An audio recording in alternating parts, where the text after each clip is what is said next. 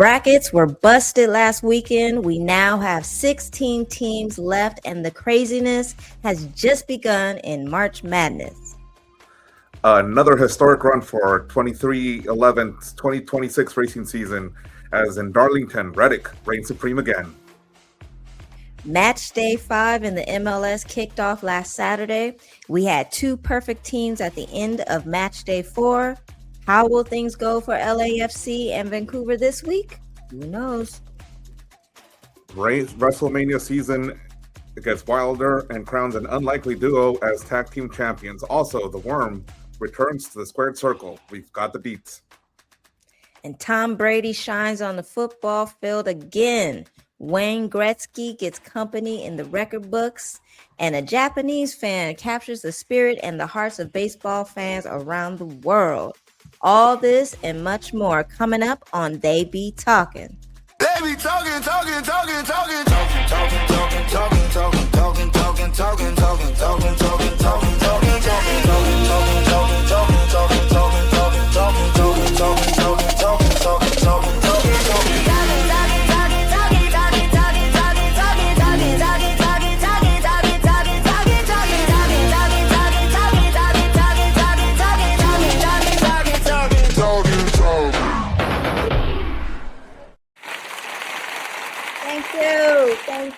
Thank you for coming back to another fun week on They Be Talkin.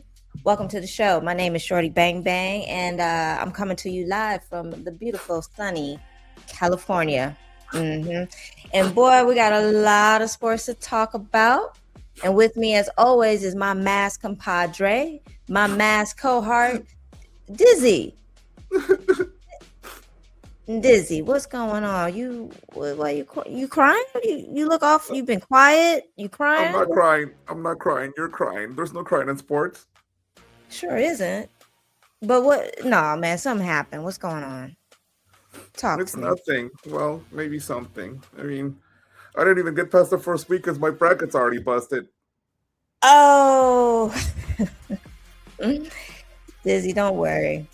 Keep your head up, man. Keep your head up, because guess what?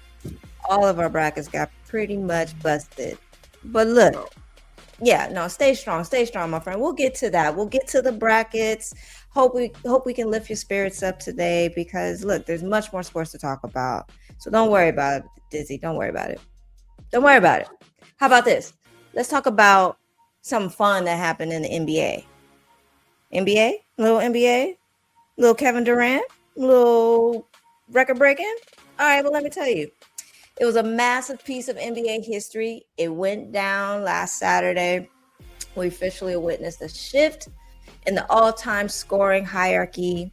Kevin Durant, he officially passed the GOAT, Michael Jordan, for 5th place on the NBA's all-time scoring list. Now, the 16-time All-Star drained a corner 3-pointer in the 4th quarter versus Miami on last Saturday. And on the same night, the 37-year-old star was already looking ahead. He was already looking ahead. And guess what he said? He said, 4 more to go. And of course, he said it with a smile. That KD boy, he got 4 more to go. Dizzy, we knew this was coming, okay? I thought it was cool to witness. What did you think? I mean, it was fun to see Shorty, and you know, the 4 that he's referring to, they're still above him on the scoring list, are Kobe Bryant, Karl Malone, Kareem Abdul-Jabbar, and LeBron James. Wow. I mean, I don't think he'll ever catch up to LeBron. I guess he's got shot to catch up to Kobe and Karl. Kareem and LeBron are way too far away, I think. But you never know. I mean, KD's still, he's still going strong. It's a monumental achievement. Jordan finished his career with 32,292 points. Now KD has jumped him, and, he's doing it in year 18. And he's been one of the most lethal and efficient scorers in the league. Granted, he's no team leader. The other players that we see there, with the exception of LeBron, have been team leaders. LeBron has been a team leader at times, but not consistently. Dizzy, It had to be said. Shots fired. All right. Well, dang. I mean, can we just celebrate Katie's little win here? He did just pass Michael Jordan, and what's wild is that he's still averaging nearly 28 points a night at the age of 37. First of all, I can't even believe these players are this old now, because I feel like they just yesterday they were babies, they were rookies in the game, but now they old, but they're still killing it along with LeBron. But KD's efficiency, it hasn't dipped, it's actually gotten better. So I'm curious to hear what you all think of KD passing Michael. Does that officially move him to into your top 10 of all time? Let us know in the comments. No. No. I mean, but look, Kobe did it all with one team. Yes. Carl did it mostly with the Jazz. I mean, the tail end of his career, he did jump to the Lakers, whatever.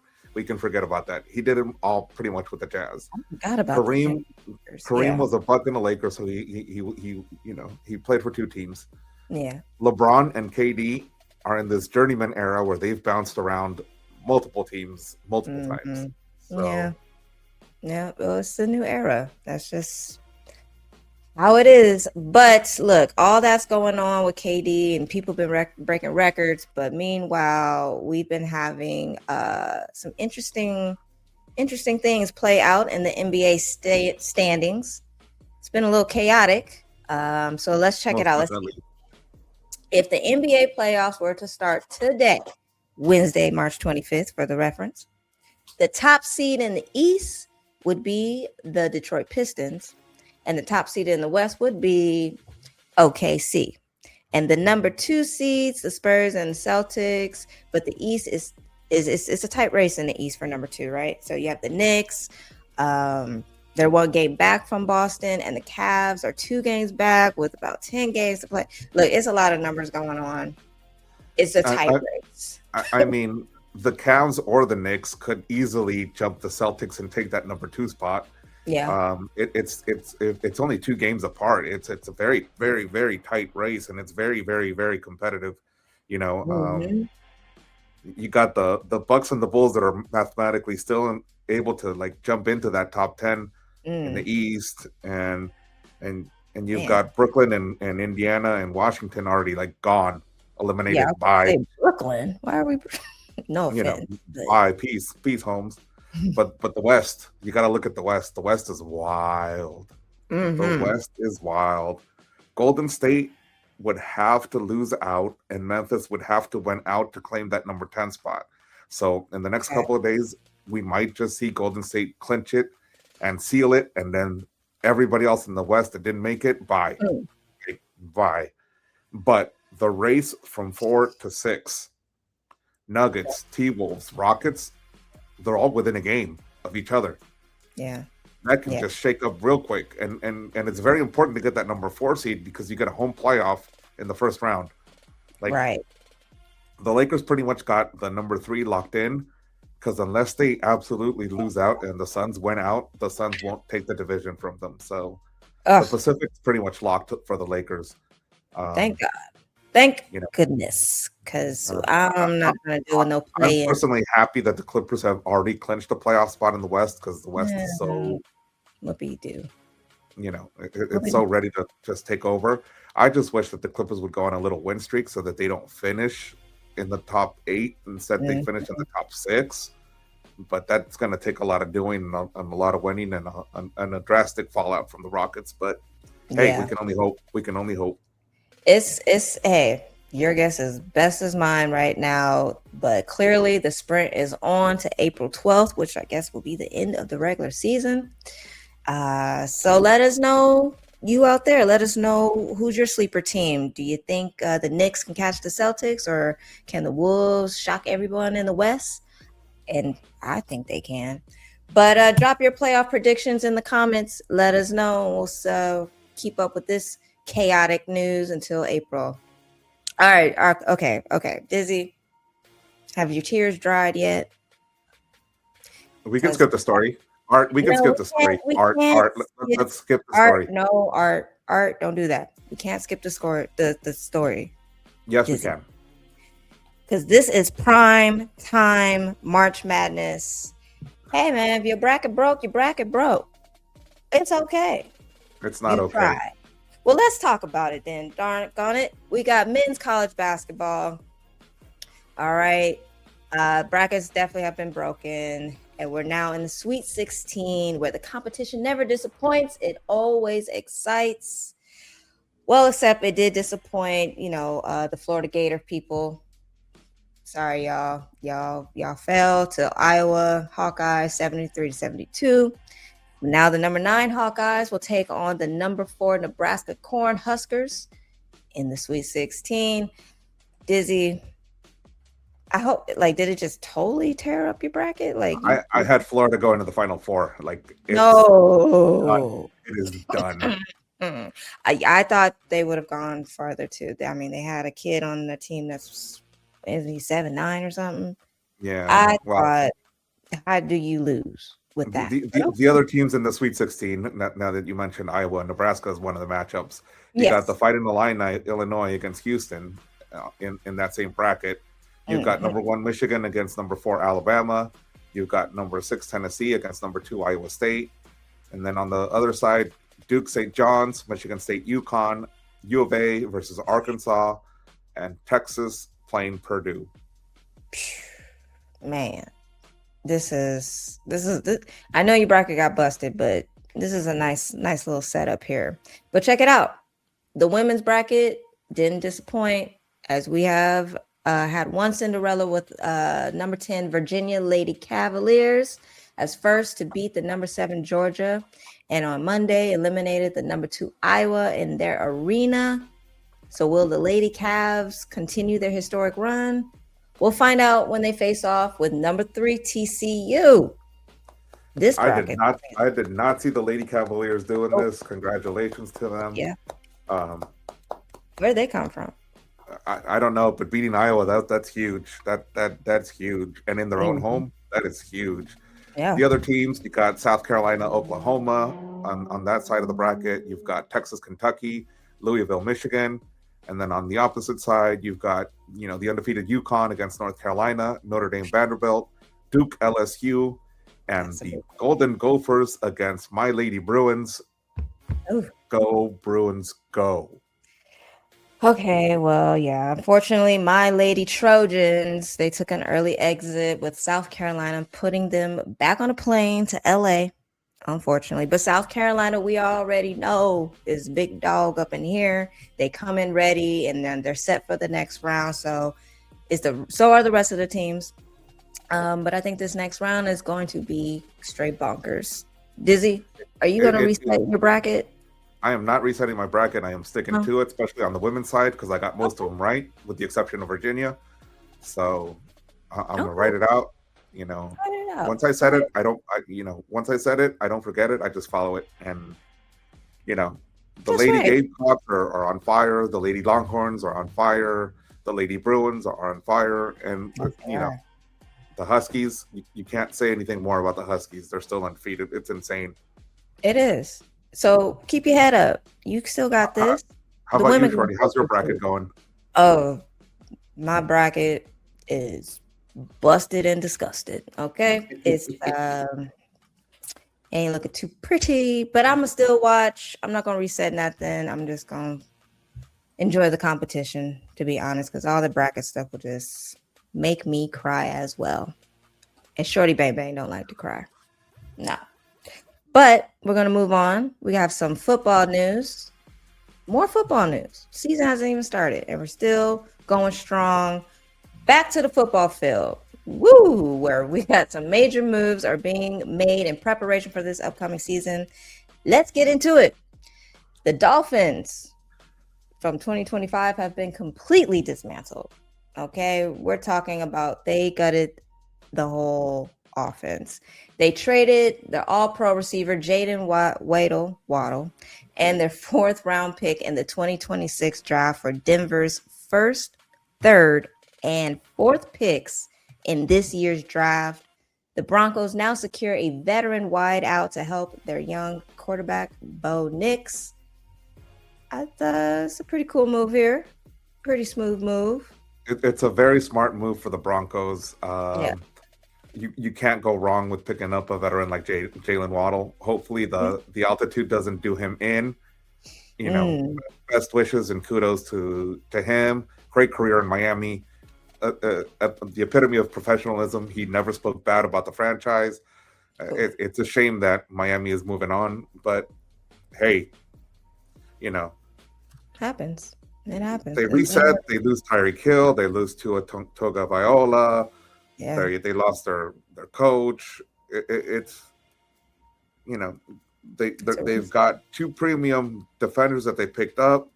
So maybe they're focusing on a defense. Maybe that's what Miami needs. Just a complete reset to see how they're gonna move on.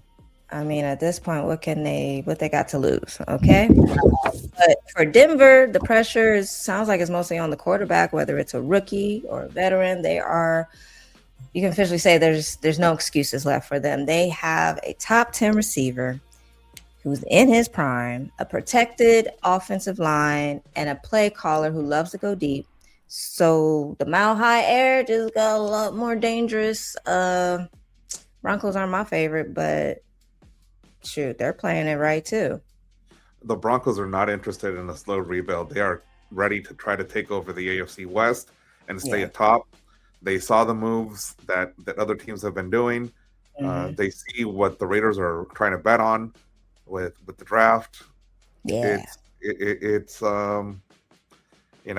they just got to try to stay ahead of the Chargers right now, because I don't see the Chiefs, unless they get healthy, making a lot of noise next season. Yeah, and hopefully Waddle stays healthy. Well, football fans, let us know what you think. Do you think Waddle makes the final piece that will finally help the Broncos get back to the playoffs? Oh no, the AFC West looks pretty stacked. Meanwhile, in Philadelphia, we have adding to their squad some Hollywood style. We have the Eagles have signed wide out Marquise Hollywood Brown to a 1-year contract worth up to $6.5 million. That's a lot Last of money. year, yeah, you see, I had to pause for a second. A 1-year contract for $6.5 million. Last year, the wideout participated in 16 games and earning 587 yards, 5 touchdowns on 49 catches with the Chiefs. So he was very productive, putting on a Hollywood show. Now he's bringing it to Philly. Okay. Questions. There are questions. There are many questions. And one of the likely questions, what does this mean regarding A.J. Brown and all the trade chatter in Philly? It means nothing. It means nothing. If Howie Roseman, the Eagles GM, decides that he's going to trade AJ, he's going to trade him regardless of the signing or not. It's a matter of how much he can receive for AJ Brown. It's not a matter of having 2 Browns at receiver, because that's not going to confuse anybody. No, we want no confusion. They're going to do what they're going to do. In the meantime, welcome Hollywood Brown to the Eagles. Shout out all the Eagles Dr. fans. Rwanda. Shout out Dr. Rwanda. Shout out. That's her team. Well, let's see. Moving on to the West Coast, the boys in the Bay. They just added a nice new piece to their offense. The San Francisco 49ers announced that they have signed free agent wide receiver Christian Kirk to a 1-year deal. Dizzy, your Niners are making moves. What do you think of this one? It's a Super Bowl or bust year, I'm telling you. Kirk was originally drafted by the Cardinals in the 2nd round of the 2018 draft. He's played for the Cardinals, the Jags, and the Texans. He's appeared in over 100 games. He's got over 5,000 yards, 30 touchdowns in the air. The 29-year-old adds depth, experience to an offense that also signed Mike Evans in the offseason. They are not relying on what they had. They are adding to Brock Purdy's arsenal. Now, this is going to either make or break Brock Purdy. Yeah, you got to prove it. You got to prove it. You got to do your job. Earn your check, Brock. Earn that check. Well, I think it's going to help him, but we will see. Let's move on to some more news. We got Justin Fields. He's got a new home. The New York Jets, they traded him to. Oh, they traded the quarterback to Kansas City Chiefs in exchange for a 2027 sixth-round pick. The Jets are giving Fields an $8 million signing bonus. Okay. Plus, Fields will earn $3 million fully guaranteed from the Chiefs, giving him a total of $11 million for the upcoming season. Now, the trade comes following the Jets' acquisition of veteran signal caller, former Raider, Geno Smith last week. Justin, well, he's making a little money. Making some money while he's making these moves. At first glance, it looks like New York is simply just moving on from yet another quarterback who failed to become the Jets' regular starter. Yeah. The deal could end up proving beneficial, however, because for New York, it's a low risk to acquire Geno Smith, a veteran quarterback who's been proven, and at the same time, they're shipping off Fields before he becomes a bigger cap hit, making this move for April. So, Kansas City receives a veteran who's, ready to go, in case Patrick Mahomes isn't, who's got a very similar skill set to Patrick Mahomes and the skill set that Andy Reid uses in his offense. So this could be very good for Justin Fields as well. Yeah, I hope so. I like to see the kid shine. And, Patrick, I hope he gets better, but take a seat. Maybe. Take a seat. But guess who else? Guess who's not taking a seat? This man, since retiring, has just he everywhere. I'm talking about the GOAT, Tom Brady. Listen. Oh. Yes. Even 3 years. Is he the Raiders quarterback?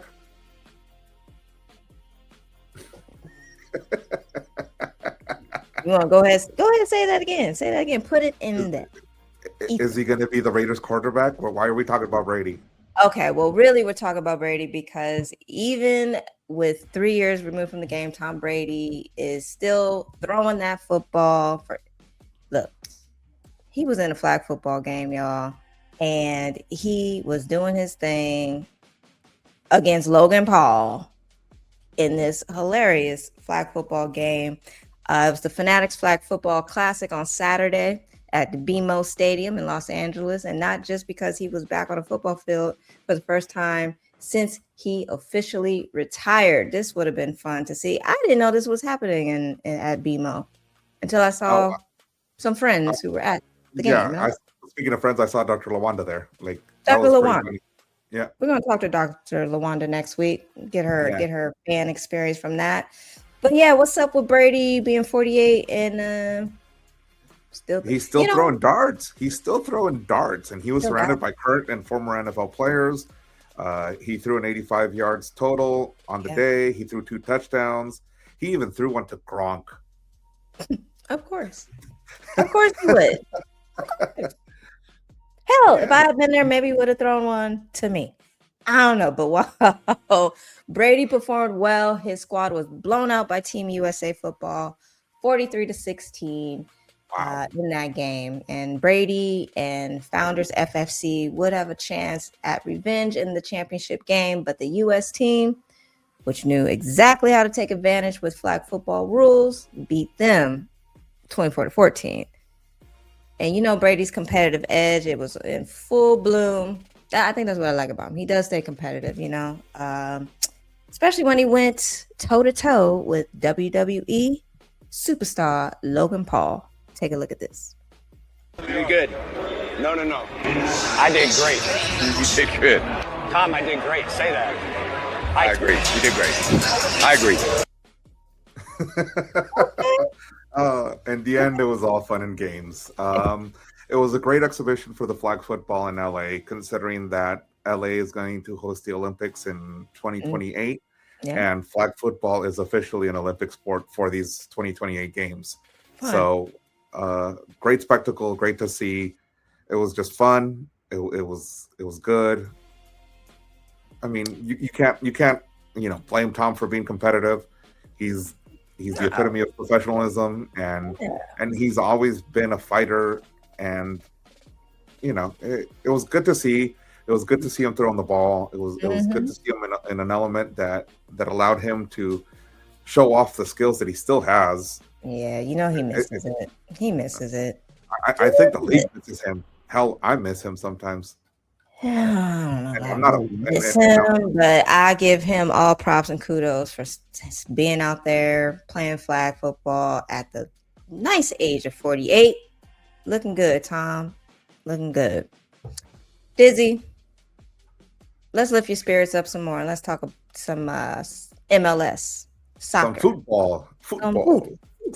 All right, well, let's get into the latest in the MLS. We started match day 5 with 5 unbeaten teams and 2 perfect teams. All right, so let's start a recap in Music City, USA. That's Nashville, as Nashville SC hosted Orlando City SC. Espinoza opened the scoring for Nashville in the 5th minute, followed by 3 goals from the Englishman Sam Surridge, who now has a total of 7 and leads the MLS thus far this season. In the end, Nashville shut out Orlando 5-0. Nada. 5-0, 5-0, 5-0, 5-nada. That's a whooping. I guess the only thing that we can say for Orlando is congratulations. You have officially, as of this week, signed the Frenchman, Antoine Griezmann, to your team. He's going to join your team this summer after the World Cup. He's a world champion with France. He's he's an amazing goal scorer. He's got over 342 goals with his club teams. He's got 170 assists in his career. He's he is going to be wearing the purple for Orlando City now as of this summer. So congratulations to Orlando. You have a new striker. Congrats. Looks like they're not going to be seeing too many Neils in the future. We can only hope. All right. We move on to Charlotte, as there was a plethora of goals Saturday night in North Carolina.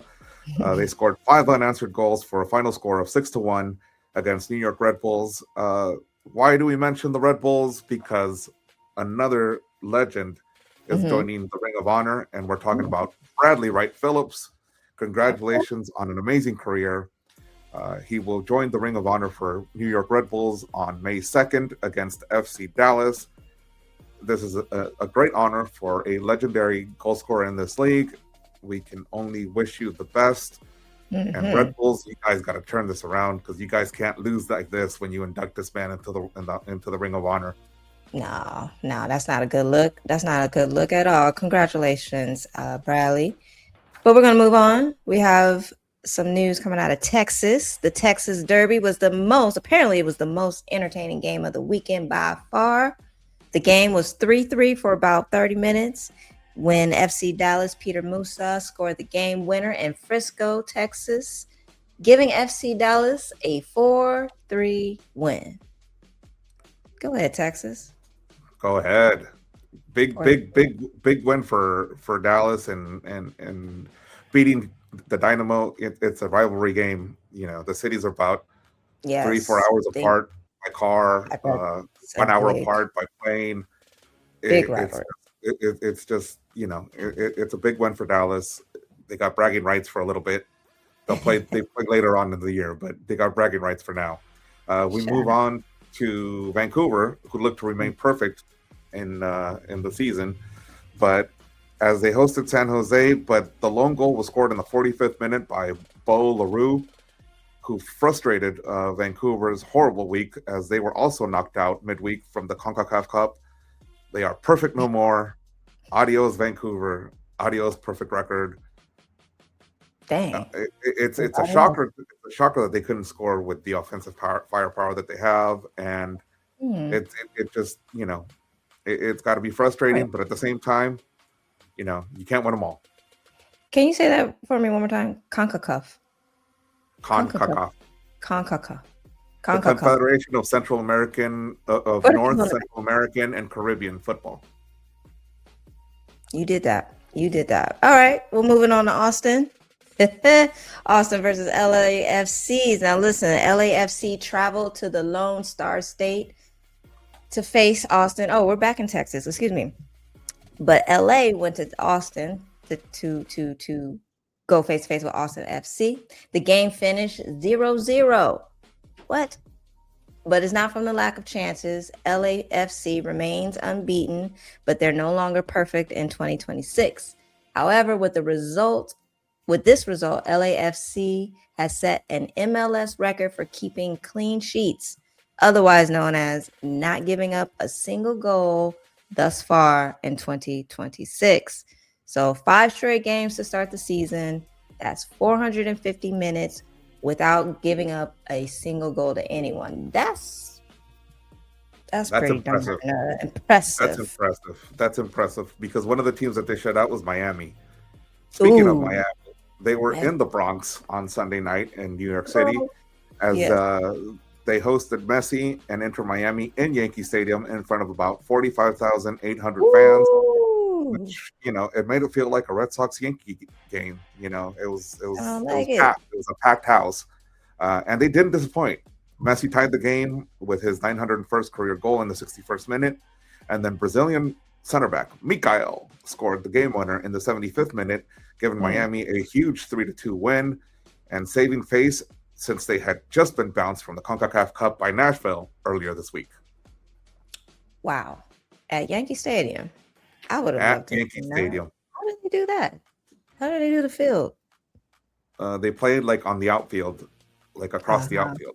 And they just rearranged it. Okay. Shout out to New York. Shout out to Messi. Let's move it on. We have Portland Timbers. Okay. Providence Park was the site of the Portland Timbers hosting the one and only LA Galaxy. This was this past Sunday. Portland scored an early goal to go ahead in the 13th minute, but the party did not last as center back Kamal Miller was red carded. He was red carded in the 19th, leaving the Timbers with 10 men for the remainder of the game. Mr. Klaus here scored his 5th goal of the season for the Galaxy in the 33rd, and that was all she wrote. Disappointing result for the Galaxy, as they should have done better. Dizzy, they should have done better. They should have. They were one man up for 70 plus minutes. All right. But granted, they flew about 7,000 miles from LA to Jamaica and back, and then from LA to Portland. So I hope they signed up for frequent flyer miles. LA Galaxy. That's a lot of miles on air. That were definitely tired legs, but there's no excuse not to win a game when you're pretty much on the power play, if we're using terms. They were on a power play for 70 minutes and they couldn't put up a second goal. It was frustrating to see, but it is what it is. They broke the losing streak. They eliminated the Jamaican team, Mount Pleasant. So it's not all bad this week, but still, they needed to win. Being one man up, they needed to win. They did that. They tried. Speaking of disappointing results, we go to Snapdragon Stadium in San Diego, where San Diego FC hosted Real Salt Lake, and Andres Dreyer scored the go-ahead goal 2-1 in the 56th minute, but Real Salt Lake's Victor Olatunji tied up the game in the 85th, and San Diego, they remain unbeaten, but they failed to secure the 3 points at home. And thus we started out with 5 unbeaten clubs, and we are left with only 3. Only 3. LAFC, San Diego, and Nashville. Well, none of them are perfect, but these 3 are still unbeaten after match day 5. Ooh, it's heating up then. It's heating up. Okay. Well, that was great. MLS update.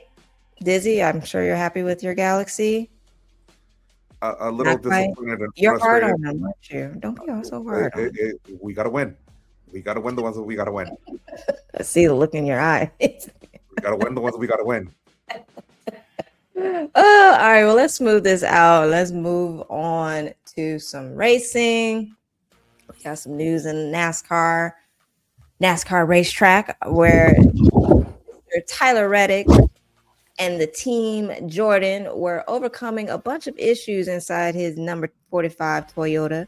But Reddick, there he is right there. He delivered a convincing victory in Sunday's Goodyear 400 at Darlington Raceway, beating runner-up Brad Keselowski to the finish line by 5.8 seconds. So it was tight, but not that close. The win was Reddick's 4th of the season in 6 NASCAR Cup Series events, following his record-setting sweep of the first 3 races of the year. So that 4-victory total puts Reddick in the company of 2 pillars of this sport. Only twice before has a Cup Series driver won 4 of the first 6 races in a given season. That would be Dale Earnhardt in 1987 and Bill Elliott in 1992. Okay, they won the first 6 races in a given season. Amazing. That's some driving. That's some hell of a driving, and you know, he had a malfunctioning alternator from the outset. Ooh, and he was able to conserve power by eliminating unnecessary electrical drains, so he couldn't keep the AC on in the car. So he had to withstand, you know, hydration issues against South Carolina in the South Carolina sandhills, and it also meant, you know, that they had to swap batteries. So it relegated the number 45 Camry to the back of the field, and ultimately, though, he overcame every obstacle to get the win. And you know what? I would celebrate like that if I had to go with no cooling system in my car. Just go with it. Well, after hitting the final time on lap 246, Reddick charged forward, erasing a 7-second deficit to Keselowski to win. So let's listen to his airness after the race. You never know what's going to happen, especially at Darlington. And I think that, you know, the key to him winning was, you know, just keeping his head. You know, I think Billy did a good job of trying to keep him calm. We knew we had a fast car. We knew we on a 30-lap run, we were real good. On a short lap run, we were real good. So we just had to get the car right. And, you know, he kept his composure, and I think he did an unbelievable job. Those are the longest 18 to 20 laps that I can even imagine. I just didn't want to see a caution, and a caution would have changed everything. But he did the job. He earned it all week, and I'm real proud of the team. That's great. That's amazing. He's a winner. He's a winner. He's a winner. He's a winner that was driving a crazy car, but I'm glad they fixed the problems. And we'll see what else is in store for Team Jordan and Tyler Reddick as we move through the NASCAR season. But right now, I'm about to make Dizzy a little more happier because we're about to take it to the WWE ring. All right. The WWE. Are we getting in the ring, you and me? No, we are not. No. Why not? I'm all for equal opportunity intergender matches. That's a mismatch. Why? I'm only double your size. Exactly. Just look. If you and I got in the ring, I'm gonna throw a chair or 2 at you. Just know. I gotta use. And I'll put you through a table. Use what's around me. Okay. I'm not afraid of that. But listen, enough about our little ring thing. Let's talk about the beef that's leading up to WrestleMania 42 for the women's WWE champion. Jade Cargill and Rhea Ripley were in each other's face again. They can't stop. They keep talking that smack. Jade came out poking Rhea, telling her that she's been grinding so hard that she needs this title. But the Elimination Chamber winner responded in kind. Let's take a listen. Since that title's been around your waist, that title needs me. And I'm going to put it in a way that you are going to understand, you see. Now, I want that title. So I'm going to take that title. That's why I've given you a big WrestleMania match. So welcome to the big leagues. Oh, Mom. The big leagues, beep. Okay, well, Jade soon shocked Rhea and the WWE Universe as she teamed up with Michin and B-Fab and proceeded to put a beating on the challenger for Jade's title. Dizzy, things are getting heating up in SmackDown. These girls, these women, because these are women, they're not playing. Look at her in her purple in the heels. Oh, dang. Did she do that to Rhea? Yeah. Yeah, this is going to get Big interesting. matchup. Big matchup. Looking Big, forward big, to it. big, big, big, big, big, big, big, big, big, big, big, big, big, big. Probably my favorite one. Yeah. I'm not gonna lie. This is probably the one that I'm looking forward to the most. It is definitely heating up. I like it. I love it. I want some more of it. You're gonna get plenty more Yeah. of it. But also on SmackDown, we have the unlikely duo of R-Truth and Damian Priest, who a couple weeks ago they won a tag team gauntlet match to earn a championship tag match against the MFTs. The MFTs had been dominating, the tag team division since early this year. The group was led by Solo Sikoa, and since he poked, the Wyatt Six and took their lantern, there's been this beef, and the match broke down, and the Wyatt Six came out, and when they came out, it was all downhill from there for the MFTs. The distraction led to R-Truth taking advantage of it, and when you got a title on the line, you cannot take your eye off the ball.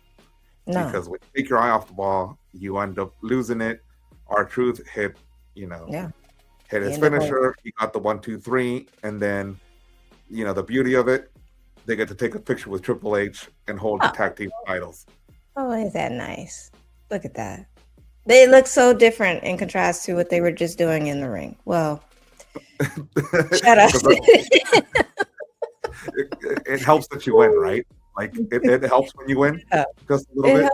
It helps if you, like you said, stay on your P's and Q's. Don't lose track, because otherwise you might end up on your back, like we just saw that man in the ring. Well, check this out. I got some other WWE news. We also found out on Friday that 5-time NBA champion, that's right, NBA champion, the Worm, Dennis Rodman, will be inducted into the celebrity wing of the WWE Hall of Fame.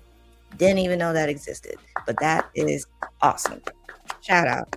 All right, at the peak of the Monday Night Wars between WCW and WWE, Rodman was a key component of WCW Monday Nitro run atop the ratings, and joining the NWO faction, all while he was helping the Bulls' second three-peat. He's an interesting guy. In fact, shortly after Rodman won his third ring with the Bulls, he had an epic tag team match where he teamed up with Hollywood Hulk Hogan versus Diamond Dallas Page and Karl Malone at WCW Bash at the Beach. So congratulations to the NBA Hall of Famer. He's joining the ranks of WWE's Hall of Fame. I'll admit, when I saw this at a younger age, I was so confused. I was like, why is Dennis Rodman in the ring? Yeah, I didn't get it. I was like, why is Hulk Hogan not Hulk Hogan? Like, he's wearing black. I didn't know nothing about this era, but I'm glad to see he's being honored for his efforts and his contributions. And if you watch the Netflix documentary on the Bulls, they allude to Dennis Rodman leaving. They did for wrestling in the middle of the playoffs and had a lot of people upset. Well, Dennis, because you did that, you're in the Hall of Fame now. Look at that. It worked out. And all the little haters like me who didn't get it, now I get it. All right. Well, we fast forward to Monday Night Raw. We got to fast forward to Monday Night Raw. And it started off with the Beast, arriving to the ring, and his mouthpiece, Paul Heyman, hyped up Brock and declared the ruler, Oba Femi, was all hype. Out came Oba Femi, and they went face to face. Brock looked like he was going to get the best of him, about to do the F5, but guess what? Oba knocked him out the ring, gave him this mean stare, and then the look on Brock's face is priceless. Just absolute priceless. Oh, my God. He wants to cry. That's a tear. That's in shock. Tears. We don't know. Listen to what Oba was saying as he walked backstage. The Conqueror is here. The one that beats the one is here. Nobody can stop me. There's nobody like me. No man on earth can touch me. I was like, Wakanda, go for it. The Nigerian ruler. This man is scary. Brock will be back on Raw next Monday night at Madison Square Garden.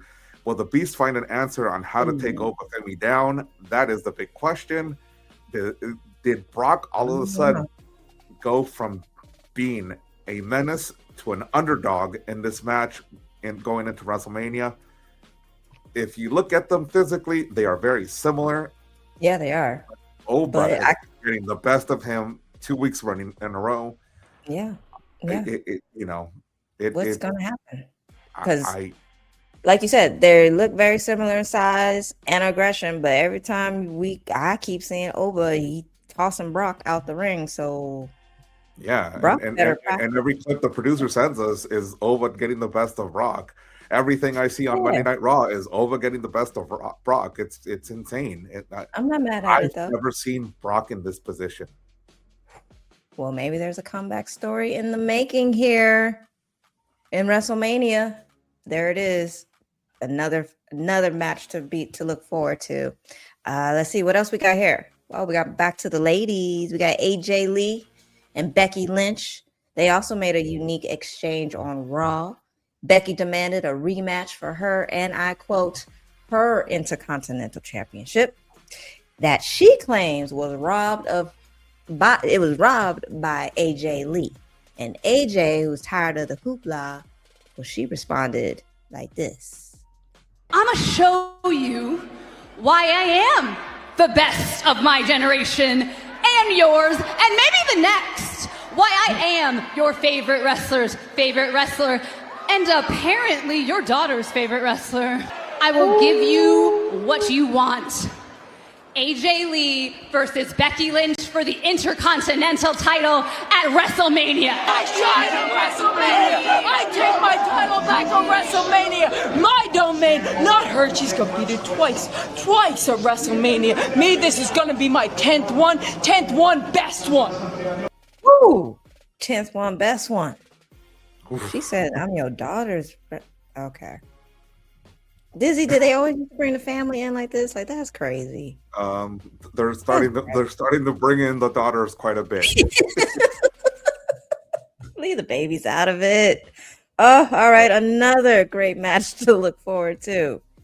This is just absolutely insane. This is probably one of the bigger hype matches.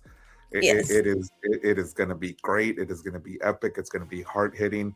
Hopefully, it's not on the same night as Jade and Rhea. That way, they can share the spotlight because I see this one as another show stealer. Hopefully they don't quote me on it, but quote me on it. All right. Also on Raw, we had the Intercontinental title match between Penta and Dominic Mysterio. And this was one that I was like really looking forward to. Penta came out to the ring with his guarita, and it didn't take long for things to go off the rails as Stephanie Baker attacked Liv Morgan from behind, and a melee ensued, leaving Dom pretty much alone in the ring because these two ladies went at it and they took it to the back and they just kept fighting amongst themselves. So Dom, after a hard-fought match, was about to get the win when, oh surprise, Finn Balor comes out, distracts him. As Dom tries to hit the frog splash, he gets it turned over. Penta gets the 1, 2, 3 in a small package, wins it, and retains his title. Dom, frustrated again by his former Judgment Day mates, he failed to win his title back, and it just seems like a never-ending tale for Dominic Mysterio ever since he had the fallout with Finn Balor. Sounds like a mess. It looked like a mess. The ladies and the okay. All right. Well, look, we got more wrestling. Why?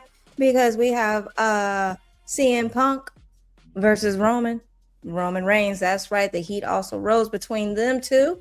See, first CM Punk received a warning from Jimmy Uso before walking into the ring, and Punk used the warning to egg on his twin brother Jay. But shortly after, Jay made it to the ring, and Jimmy walked out, and Punk proceeded to address both and question as to why Roman hadn't showed. Okay, but then out came the tribal chief, and Punk continued to yap. Look at him. Reigns asked his cousins to leave. He told them, this is my ring, leave my ring, which they didn't do. And Jay tried to assault Punk, who knocked him down. Oh, look at Punk. Whew. Twin brother Jimmy was able to knock down Punk.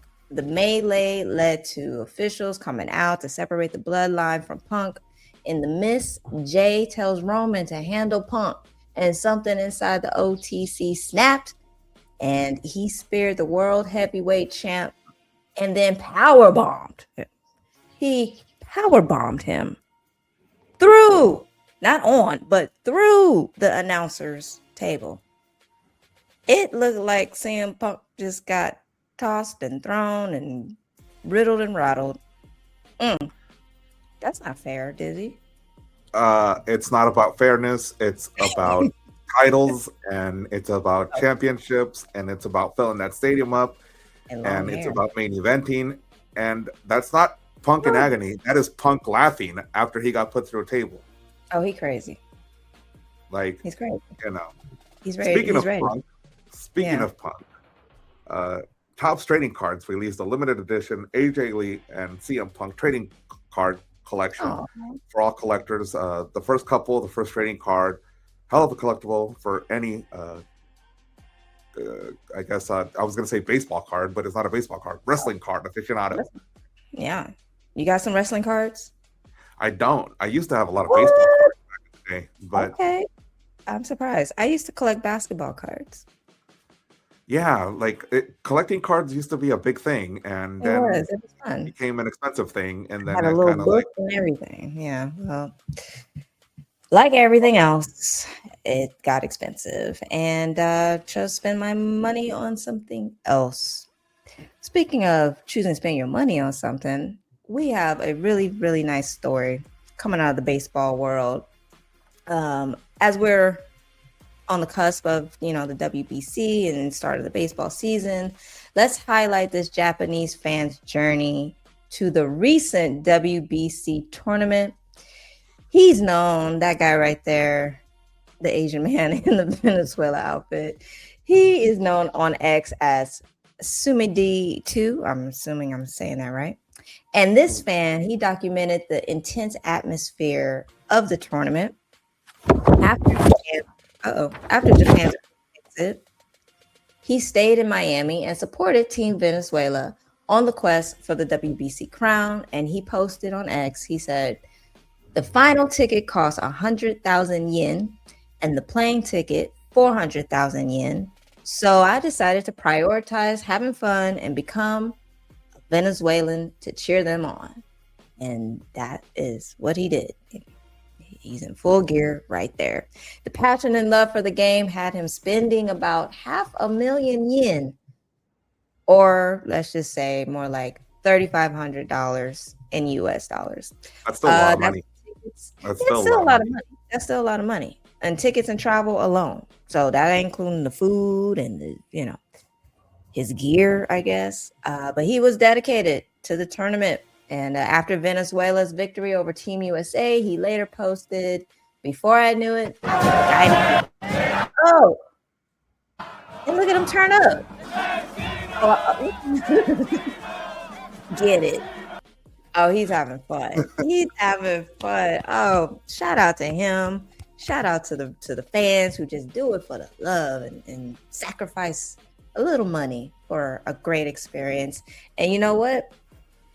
We love hearing fun stories like this. So if you out there have any fun fan stories, go ahead and send them our way. Drop them in the comments. We love to read them. We love to hear about them. I'm sure Dizzy got a couple fan experiences under his belt that are worth me. I've been to countless WrestleManias. I've traveled to Houston, Phoenix, San Francisco, Dallas. Did I say Houston, Atlanta? LA. I've been to WrestleManias in all those cities. I went to an elimination chamber in Vegas. I've traveled quite a bit for wrestling, and then I've traveled quite a bit for soccer as well. I've been to Chicago to watch games. I've been to New York to watch games. I've been everywhere, and baseball. I've traveled to Wrigley Field. I went to Yankee Stadium, but I saw a soccer game there. I still need to see a baseball game at Yankee Stadium. Okay.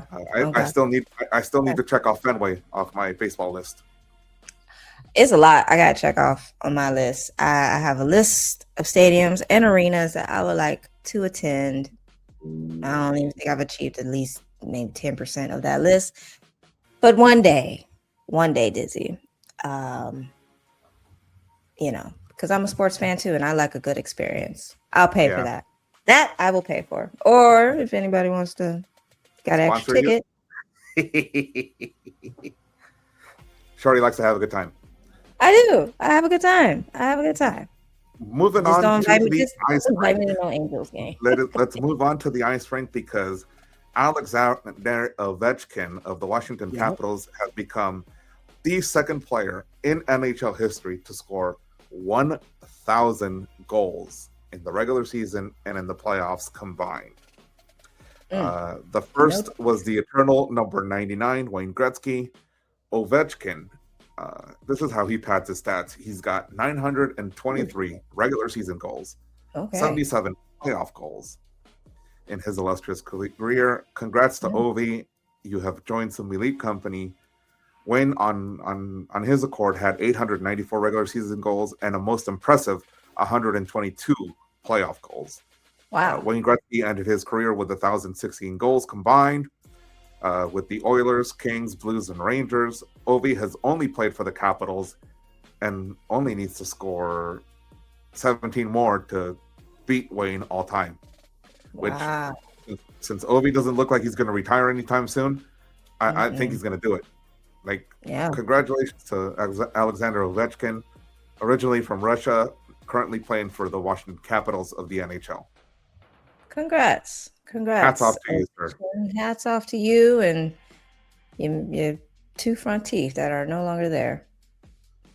Like most hockey players. Like most hockey players. That's the look. It's funny how each sport got their look, huh? Shout out to the people playing hockey with no teeth. You're the real MVP. Which seemed to be like everybody but Wayne Gretzky. It seemed like it was everybody but Wayne Gretzky because Wayne Gretzky always had a look. He was a pretty boy. Speaking of the great one. Yeah. On this day, history. Wayne Gretzky became the first NHL player back in 1982 to record 200 points in an NHL season. And points are the combination of goals and assists, for those of you who aren't keeping track of this. So, back in 82, on March 25th, 1982, Wayne Gretzky recorded his 200th point.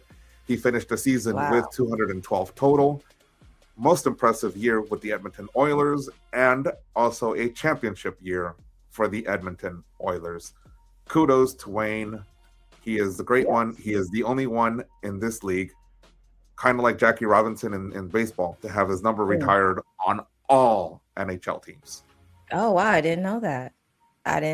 Well, shout out to Wayne. We love him here in LA, even though he played elsewhere as well. Great hair, all his teeth. I got something else for you that happened on this day, except it was in 1958. That's right. We're going black and white on you. The legendary boxer Sugar Ray Robinson won his fifth professional middleweight boxing title. And that made him the first boxer ever to achieve this record. Sugar Ray defeated Carmen Basilio at Yankee Stadium, and Robinson won by a unanimous decision. Timeout. Look at that face of the man. Look, do you see the puffiness? He beat him up. He got him good. He got him good. Got him good. I wish we could have seen some of those fights, but either way, he made history back then. I remember when there used to be a classic sports network that they would show some of these fights. I missed that channel immensely. I wish it was still around because they would also show like old school home run derbies and old school all-star games, and it was just fun to see the history. I agree. The games with the Joe DiMaggios, the Babe Ruths, the Mickey Mantles, the different eras. That's the Fernando Valenzuela games, you know, as time progressed. The Dodgers of the 70s with Garvey, amazing teams, you know. Amazing games, amazing matches. That I guess now you got to just go to YouTube to check it out. And you can't even find everything on YouTube because some of the old stuff never got digitally recorded. This is true. Wow, just lost in the sauce. Well, hopefully we don't get lost in the sauce because we're about to wrap up this episode. There's sound. But look, we got so caught up in the busted brackets and the NFL trades and WWE action, we couldn't even get into the whole news about the WNBA. They finally got it together. Okay, looks like it's going to be a season. Yay to that. But we're looking forward to getting more into that as their season approaches. And in the meantime, we have so much more sports to keep up with. Dizzy, I swear by the summer, my brain is going to be spinning. It's going to be spinning. Like that. Yankees Giants play today. In fact, right now on Netflix. We got to jump over to Netflix to watch baseball, and it's just weird to say that. And then you know, we didn't even get a chance to speak about the NWSL, the National Women's Soccer League. They're already in week 2. Ladies, no disrespect, we'll get you in. I'll make sure Art gets you in. Yeah, Art. Art. If anything, go after Art. Don't go after me. Follow me though. My IG's right there. Dizzy.sportstalk. And mine's right there. I'm Shorty Bang Bang, but you can follow me at Way Up Brook on IG. And look, you know, we hope that we see you back here next week. So don't forget to like, subscribe, follow, and go ahead and share this episode with all your sports buddies. Drop us a comment as well. We might read it on the next episode. You know, you never know. A little interesting. We got one more business to take care of. I promised people on social media a tattoo reveal. Tattoo reveal, not mask reveal. Oh, what you got for us, Dizzy? Ooh. I've got a Shriner tattoo added to the front. That's clean, It's right baby. here. It's right there. Did that hurt? Nope. Courtesy of Artsy Stuff. Shout out to her. Shout out. Well, thank you for your tattoo share, Dizzy. Looks good. Maybe we'll get the mask. I promised it. I got it in. It's there. It's for the record. It's forever recorded. Dizzy. You can't say I didn't do it. You keep your word. Dizzy, he wears a mask, but he keeps his word. All right. Well, either way, we want to wish y'all the very best. Take care, be well, and enjoy another great week of sports. We'll see you next time. See you on April 1st. And it's not a joke. They be talking, talking, talking, talking, talking,